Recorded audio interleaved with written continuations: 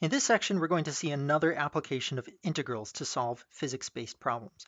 So as we begin, you should have this handout printed out, ready to write down the answers to the blanks. You should have some other notes off to the side where you can write down the example problems.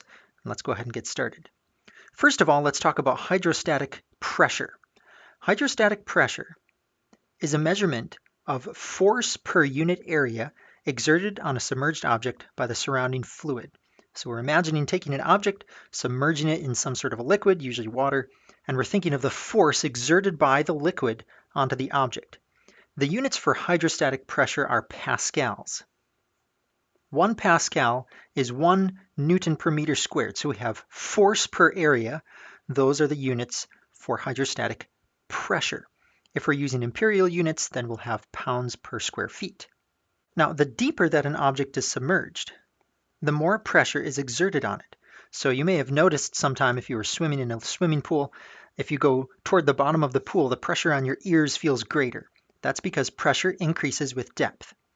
So let's think of the density of a liquid here. If a liquid has a density of rho, that's this Greek letter rho, if the liquid has a density of rho kilograms per meters cubed, the hydrostatic pressure is a function of the depth. So pressure is density times gravity times depth. Now, rho, that's density, that's a constant for the liquid. G is 9.81. So notice that pressure is directly proportional to depth. As the depth increases, so does the pressure. Now let's think about the units here and make sure that the units of pressure are really working out to be newtons divided by meters squared. So rho, that has units of kilograms per meters cubed. G, that's meters per second squared. And d, that's depth, that's units of meters. All right, we could cancel out a meters here, and we'd be left with meters squared. Now, kilograms times meters per second squared, if we take these units here, kilograms times meters per second squared, those are units of newtons. So we'd have newtons here, and then we still have the divided by meters squared, so we have newtons per meter squared, just the units that we want. So this formula allows us to find hydrostatic pressure as long as we know the density of the object, the density of the liquid, and how deep the object is submerged. Let's contrast hydrostatic pressure with hydrostatic force. Hydrostatic force measures the total force exerted by the fluid on a submerged object. And since this is a force, the units are going to be either newtons or pounds. And we can think of hydrostatic force as the accumulated effect of the pressure on an object. So let's imagine just taking a flat plate with some area, and we're going to submerge it in liquid. So we'll imagine that we have some liquid here, probably water, and we have a flat plate. And the important thing is that the plate is submerged horizontally. That means the whole surface of the plate is the same distance from the surface of the water. So we have a distance here from the surface of the plate to the surface of the water, a depth of d, and that's the same depth throughout the entire plate. So as long as we have a horizontal plate, we have some area here of a meters squared, submerged at a depth of d meters, the hydrostatic force acting on this plate, on the top of the plate on one side, hydrostatic force is pressure times area. Pressure is measured in pascals, which is newtons per meter squared, multiplied by area, and we have units of newtons here. So this gives us a formula for calculating the hydrostatic force on a submerged object as long as the object is horizontal or parallel to the surface of the water. All right, if the object is not horizontal, then the pressure is different throughout the object. So let's imagine now taking a vertical plate here, or maybe it's at a slant. If we have a vertical plate, then the pressure will change throughout the plate. Near the top, there's not very much pressure because we're not very deep into the water.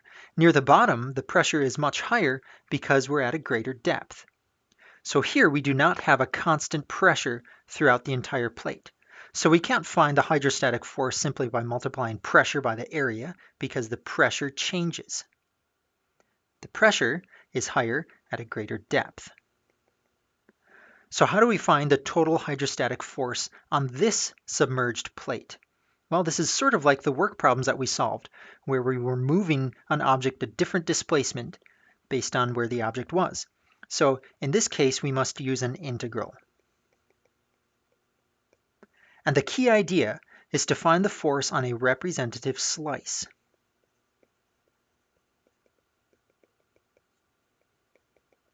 If we can find how much fluid force has been applied to a representative slice, then we can integrate to find the total amount of force. It's a very similar way of thinking as when we solved work problems. Now, as we work through examples in this section, it's important to distinguish between two different kinds of density. We have mass density, which is the standard way of thinking about density. This would have units of probably kilograms per cubic meter. And we also have the concept of a weight density. And generally the units here will be pounds per cubic foot. So mass density, we have mass per volume. Weight density, we have force per volume. And depending on the context of the problem, it's going to be useful to use one or other of these different concepts. Let's apply these ideas to some examples. Take a look at example 1. We have an aquarium that is 4 meters long, 3 meters wide, and 2 meters deep. And it's full of water, which has a density of 1,000 kilograms per meters cubed. We'd like to answer several questions concerning this tank. First of all, we want to know what is the pressure at the bottom of the aquarium, how much force is exerted on the bottom of the aquarium, and then what is the hydrostatic force exerted on one end. So let's start with part A. First of all, let's draw a picture of this aquarium.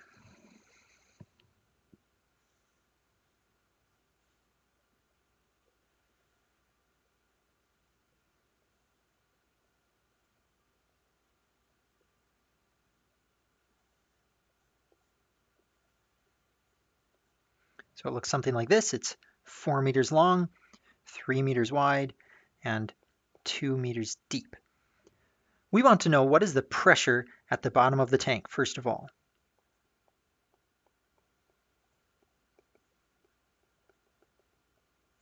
Well, we use the formula for pressure. Pressure equals density times gravity times depth. The density here is 1,000 kilograms per cubic meters. Gravity is 9.81. The depth is 2 meters. So we have 1,000 times 9.81 times 2. And this equals 19,620 pascals, which is newtons per square meters. So this is telling us how much pressure there is everywhere on the bottom of the aquarium. So if we pick any point at the bottom of the aquarium, the pressure is always 19,620 pascals. Now for part B, we want to know what is the hydrostatic force exerted on the bottom of the aquarium. Well, the bottom of the aquarium is parallel to the surface of the liquid. So in this case, for part B, we can use the formula hydrostatic force equals pressure times area. Once again, this is valid because the pressure is constant for the entire base of the aquarium. So we take the pressure that we just found, 19,620, we multiply by the area of the base, which is 4 times 3. The base of this aquarium is a 4 by 3 rectangle, and we get an answer of 235,440. Now let's think about the units here. The 19,620 is pascals, which is newtons per square meter. 4 and 3 each have units of meters. So the meters would cancel, and we're left with units of newtons. Those are the units for hydrostatic force.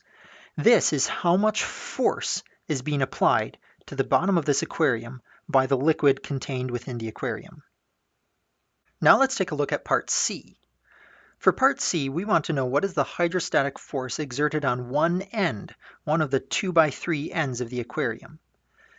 The problem is the pressure at the top of the aquarium is very small and the pressure at the bottom is quite a bit more. So the pressure exerted on this end of the aquarium changes as we get deeper. So the force will be greater near the bottom and less near the top. We can't just use the formula pressure times area in order to calculate the force. We need to integrate in order to find the force exerted on one end of the aquarium. So let's set this up. Let's draw a picture of one end of the aquarium. Here it is. We have 3 meters wide and 2 meters deep. And what we want to think about is slicing up this plate horizontally. And for each of these horizontal slices, the pressure will be roughly constant. So we want to take a representative slice of area here, and we will get an expression for the force exerted on one small slice. Let's say that this is some depth x from the top of the aquarium, and we want an expression for the force applied to this small slice of aquarium. So we'll say that the thickness here is dx, and we want to know what is the force on a slice. Well, force in this case is pressure times area, and because we're slicing so thin, we can think of the pressure as being constant throughout the entirety of this slice. So to find the force, we have a small amount of force, dF. This is equal to pressure times area. And the pressure here is the density times gravity times the depth. The depth is x. We're working x meters from the top of the tank. So here's the formula for pressure. Density times gravity times distance. And then the area is the area of this slice. Well, it's a length of 3, and it has a width of dx. It's a rectangle. So we multiply by 3 times dx.